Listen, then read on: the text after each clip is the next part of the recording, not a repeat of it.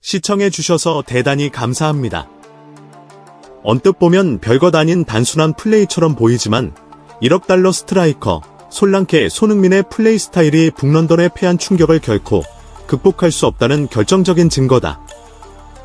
아스날과의 경기가 영국 토트넘 팬 커뮤니티를 뒤흔들고 있는 가운데 포스테코글루 감독의 요구가 점점 거세지면서 상황이 확산되고 있다.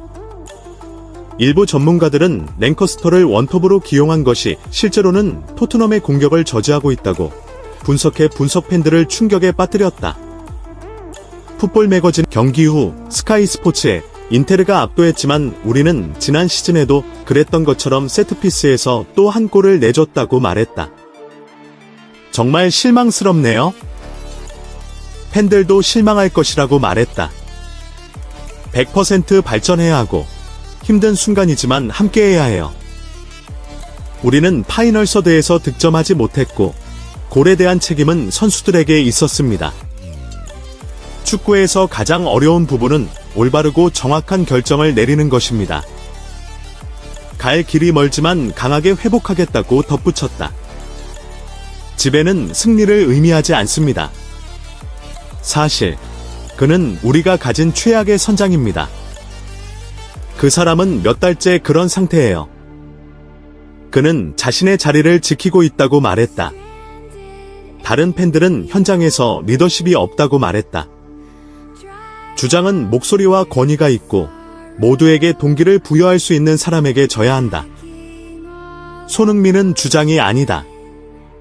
의 반응. 일부 현지 팬들은 상대를 상대로 아무것도 할 수 없고 떨고 아무것도 보여주지 못한다는 등 일부 현지 팬들의 반응은 부분적으로 영국 현지 언론의 보도 행태에 대한 반응으로 모두의 의견을 보도했다. 마치 경쟁하는 듯한 팬들. 이때 뒤에 있던 손흥민이 전진하는 메디슨을 보고 패스 방향을 예측하고 동시에 압박을 가한 상황에서 아스날 수비수가 공을 잡았다. 공을 패스할 공간이 없어 토트넘이 여기서 공을 빼앗으면 매우 결정적인 기회가 될 수 있다고 설명했다.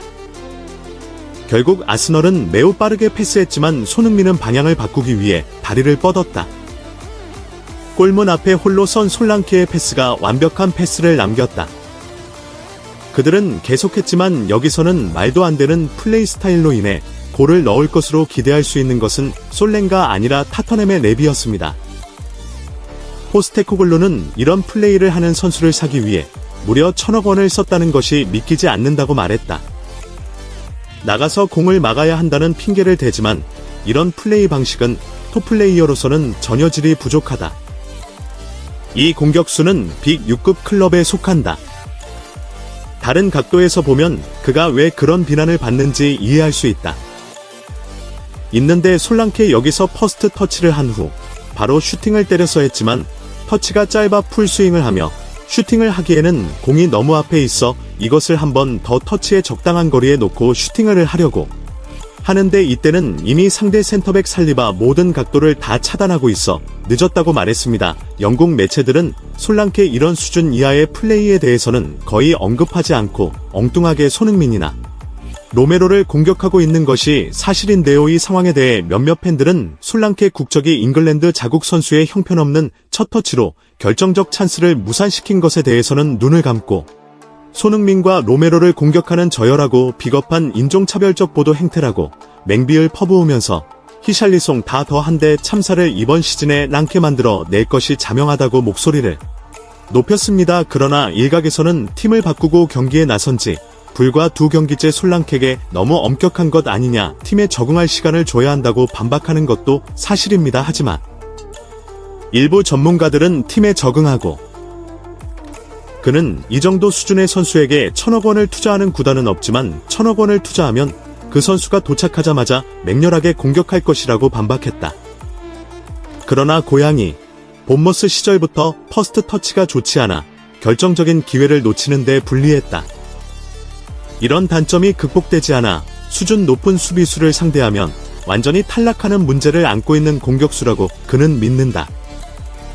그래서 랑케는 빅 6을 상대로 골을 넣는 일이 거의 없고 중저위 선수들을 상대할 때만 날아가는 타입인데 손흥민을 보라.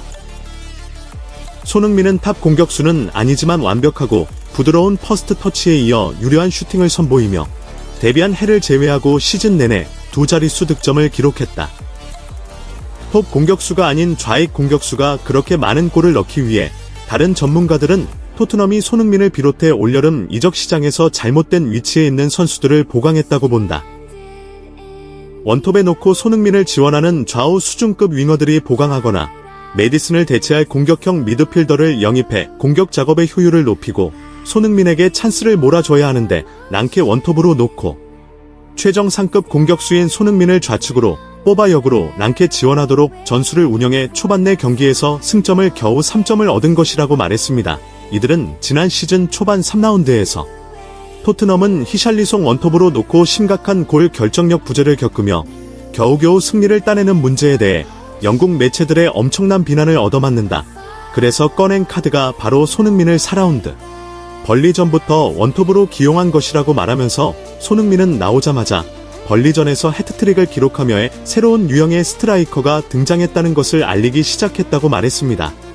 손흥민은 그 이후로 17골을 몰아넣으며 불가능할 것 같은 포스테 코글로 만화축구를 구현해내면서 무려 경기에서 8승 무라는 무시무시한 상승세를 이끌었다고 말했습니다. 이 분석을 접한 많은 축구 분석을 들은 팬들은 당시 상황과 지금 상황이 매우 비슷하다고 말했다. 그들은 살랑카이를 벤치에 두고 손흥민을 선발로 투입해야 한다.